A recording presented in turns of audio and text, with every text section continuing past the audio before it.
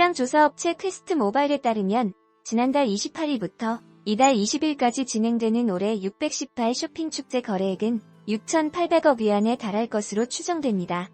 전년 대비 25%가량 증가한 규모인데요. 618 쇼핑축제는 하반기 광곤제와 더불어 중국의 양대 쇼핑축제입니다.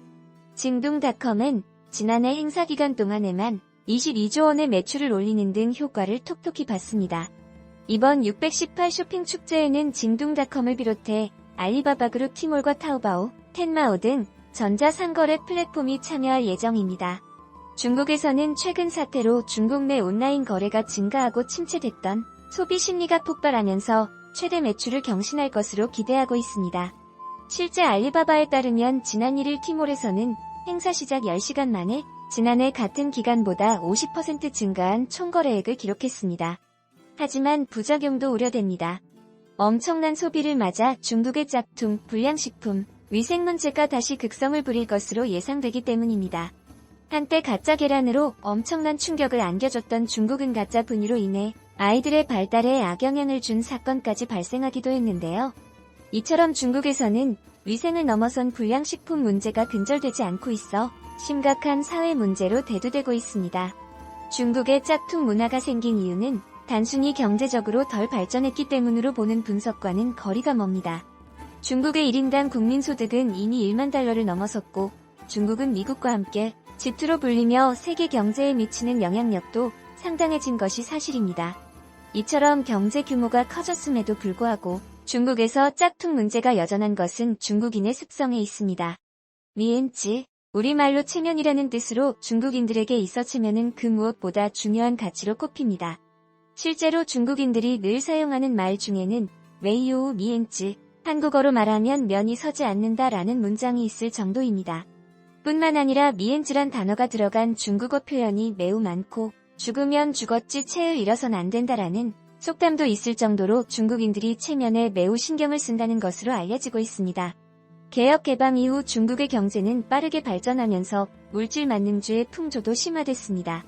하지만 이것이 남의 시선을 신경 쓰는 미엔즈 문화와 섞이며 중국인들로 하여금 브랜드나 명품 선호 심리를 자극한 것으로 보이는데요.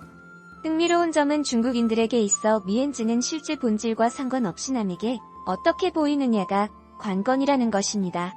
자신이 구매한 제품이 진품이 아니라도 그것을 소유하는 것 자체로 체면 칠해를 할 수 있으면 만족한다는 얘기입니다. 개인별 소득 수준이 높지 않은 다수의 중국인들이 명품을 직접 살 수 없으니 꽝 대신 달그로 짝퉁 소비에 열을 올리게 됐다는 것인데 이러한 이유로 중국은 짝퉁 천국이 됐습니다. 실제로 중국은 타의 추종을 불허하는 수많은 가짜 상품으로 유명세를 누려왔습니다. 중국에는 슈슈이제, 구이와강 등 대규모 짝퉁 시장이 즐비하고 있습니다. 심지어 한국을 찾는 관광객들이 유럽 명품을 굳이 한국에서 구매하기도 하는데요. 이는 중국에 워낙 가짜가 많아 믿을 수 없기 때문입니다. 중국에는 중고 거래 시장이 발달되지 않았습니다. 다른 사람이 쓰던 물건을 사면 체면이 깎인다고 보는 경향이 있기 때문에 돈이 부족해도 진품 중고를 사느니 짝퉁 제품을 사는 것이 낫다고 생각하는 인식이 있습니다. 많은 사람들이 중국이 경제적으로 더 풍족해진다면 짝퉁 제품도 자연스럽게 사라질 것이라고 보지만 실상은 그렇지 않습니다. 중국에서 짝퉁 제품은 유구한 역사를 자랑할 만큼 뿌리 깊은 사회적 특징과 연관이 깊기 때문입니다. 실제로 조선 후기 실학자 박지원이 쓴 열하일기에는 당시 청나라였던 중국에서 겪었던 가짜 물품과 관련된 일화가 기록되어 있습니다. 청심화는 원래 송나라 때 처음 만들어져 조선에 전해졌지만 당시 박지원은 자신이 가지고 간 조선산 청심환에 중국인들이 열광하는 것을 목격하게 됩니다. 그들에게 이유를 묻자 청나라에는 가짜 청심환이 수두룩한데 조선에서 만든 건 가짜가 아닐 테니 믿을 수 있다라고 답했다고 합니다. 중국에 이미 오래전부터 가짜 상품을 진짜로 속이는 행태가 만연해 있었음을 암시하는 대목입니다. 과거에도 정품을 한국에서 찾는 습성 역시 여전한 모습으로 보이네요. 이런 습성 때문에 현대에 와서도 가짜 계란 사태부터 가짜 분유, 불량 마스크, 불량 키트에 이르기까지 식품과 의료물품 등 생명과 안전에 직결된 것들까지 가짜가 횡행하고 있습니다. 이 같은 문제는 중국 내부뿐만 아니라 해외에서도 우려의 목소리가 큰 상황입니다. 미국에서는 팬데믹 기간 마스크를 비롯해 의료용품 기기를 판매한 중국 기업들 중 1,300곳 이상이 가짜인 것으로 나타나 큰 파장이 일고 있습니다. 최근 미국 법무부는 가짜 N95 마스크 약 50만 개를 판 중국 기업을 상대로 소송을 제기하기도 했습니다. 얼마 전 미국의 우주항공업체인 스페이스X에서 인류 최초로 민간 우주선을 국제우주정거장 이스즈에 도킹해내는 데 성공했습니다. 크루 드래건이라 불리는 이 우주선은 당시 중국의 상공 422km에서 궤도를 돌고 있던 이스즈에 도킹했는데요. 이로 인해 이제 미항공 우주국 나사에서는 더 이상 본격적인 민간 부문 우주여행 시대가 개막됐다는 이야기도 나오고 있습니다. 미국의 트럼프 대통령은 최근 기존에 미국이 보유하던 육군, 해군, 공군, 해병대, 해안경비대 이외에도 전 세계 최초 우주군을 창설한 바가 있습니다. 압도적인 군사력을 갖고 있긴 하지만 인류가 우주로 나아가는 속도가 예상외로 훨씬 가속화되고 있기에 미국은 이로 인해 기존의 우주강국 러시아, 그리고 떠오르는 우주신의 중국을 기선제압하겠다는 뜻을 표명했습니다. 중국은 미국 중심으로 돌아가고 있던 기존의 질서체계에 직접 대항하며 각종 금융과 첨단 산업 분야에서 급격한 발전을 이뤄내고 있습니다. 미군의 사각지대에 끼어들여 끊임없이 눈치를 보고 있는데요. 이들은 우주산업에서 역시 천문학적인 돈을 쏟아부으며 미국의 압도적 기술력에 도전장을 내밀고 있죠. 중국의 이러한 행보는 전 세계 인류의 생존을 위협하고 있습니다. 세계인의 주목을 받았던 가장 큰 이유는 바로 우주선을 발사시킬 때에는 막대한 연료가 필요합니다.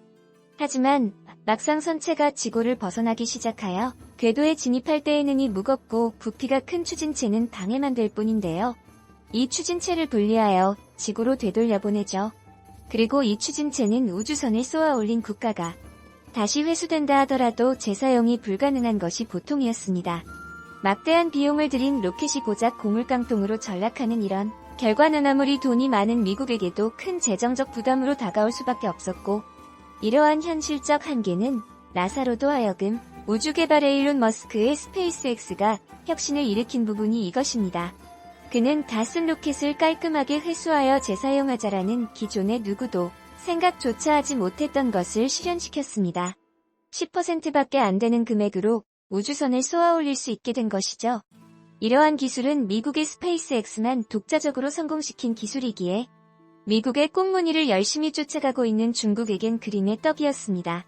지난 5월 중국에서는 유인 우주선을 발사하였는데요. 이후 지구로 재송환되는 것에도 성공하여 우주 패권을 차지하는 날도 머지않았다며 기세등등하였죠.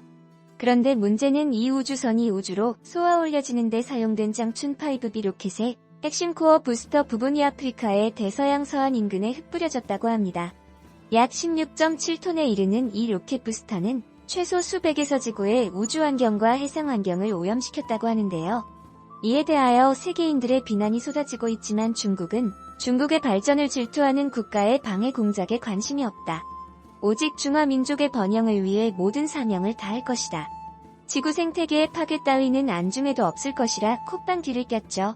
사실 중국이 세계의 환경을 아무렇지도 않게 1997년 요트를 통해 태평양을 횡단 중이던 미국인 찰스 무어에 의해서 하와이로 가던 중 이상한 섬 하나를 발견했는데요. 이 섬은 전 세계의 어떤 지도에서도 발견할 수 없던 곳이었습니다. 이때 최초로 발견되어 이후 GPGP라고 불리기 시작한 이 섬은 무게만 8만 톤의 쓰레기들이 밀집되어 있는 쓰레기 섬이었죠. 이곳은 대한민국 면적의 15배에 달하는 무려 155만 제곱킬로미터라는 경악스러운 규모를 자랑한다고 합니다. 이 쓰레기 섬을 이루고 있는 것들은 대부분 플라스틱 쓰레기였는데요.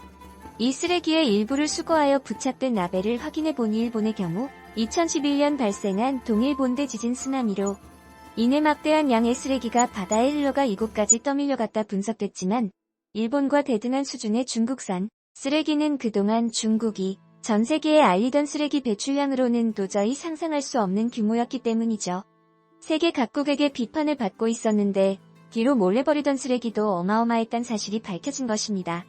그들이 직접 나서는 모습을 보이기도 하는데요. 영국의 배우 주디 덴치는 이 섬의 여왕이 되겠다 하였고 이외에도 크리스 햄스워스, 마크 러팔로 등이 섬을 정식 국가로 만드는 움직임에 나서고 있습니다. 정식 국가로 만든 다음 국제연합 유엔에 가입시키기 위해서인데요.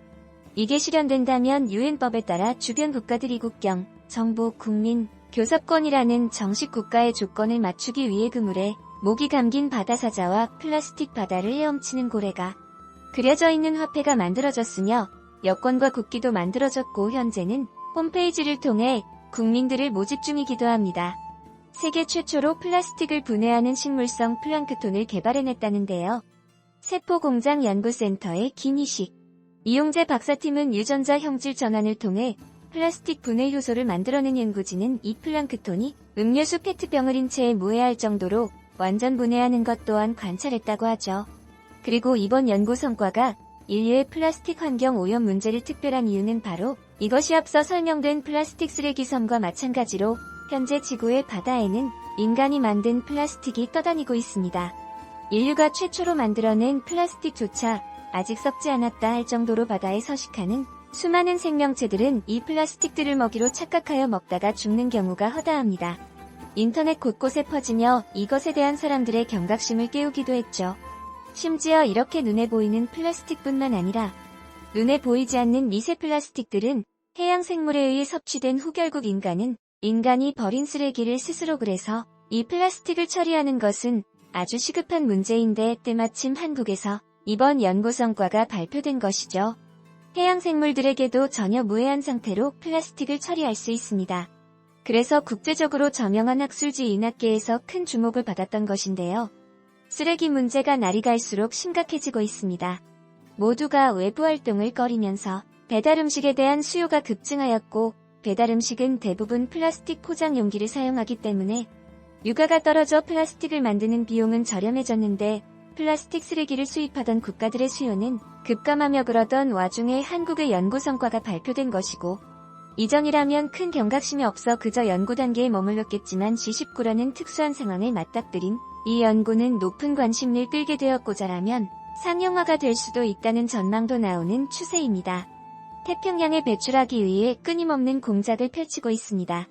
때문에 가장 가까운 이웃국가인 한국에서는 이러한 일본의 술수루국 제사회에 지속적으로 고발하며 견제하고 있고 일본이 자국의 방사능으로 태평양과 인근 모든 국가들의 생태계를 오염시키는 것을 막고 있죠. 그리고 최근 한국원자력연구원의 양희만 박사가 이끄는 팀에서는 나는 물질을 개발하는 데 성공했습니다. 이것은 원자력 시설에서 사고가 나거나 원전을 해체하면 발생하는 대량의 방사성 폐수, 강산성의 제형 공정 폐액을 처리하는 데 활용되는데요. 기존에 사용되던 제품들보다 1만 배 빠르고 99.1%의 필터 효율을 보여 사실상 현존 최강의 흡착제가 개발됐다는 평가를 받았죠. 후쿠시마 방사능 오염수 배출을 정조준한 것이나 다름없어 역시 저 국가의 성장 동력은 반일밖에 없구나라는 황당한 반응을 보이기도 했습니다. 세계인 모두가 납득할 수준으로 처리를 진행한 뒤 방출해야 하기에 현존 최고 기술력인 한국의 기술을 빌릴 수밖에 없어 자존심 상하지만 한국에게 도움을 요청할 수밖에 없는 상황이 됐습니다. 그리고 이러한 일련의 소식을 접한 국내 네티즌들은 한국은 그 위험성을 일찍이 깨달아 지금도 꾸준한 비판을 받고 있지만 탈원전을 진행 중이다. 또한 미국과 중국, 일본 등 다른 수많은 국가들에 비해서 한국은 현저히 적은 양의 쓰레기를 배출하고 있고 그런데 막상 지구에 민폐를 끼치는 국가들의 뒤처리 역시 한국이 해결할 것으로 보이니 참 이상한 현상이다. 여러분의 구독과 좋아요, 알림 설정은 콘텐츠 제작에 큰 힘이 됩니다.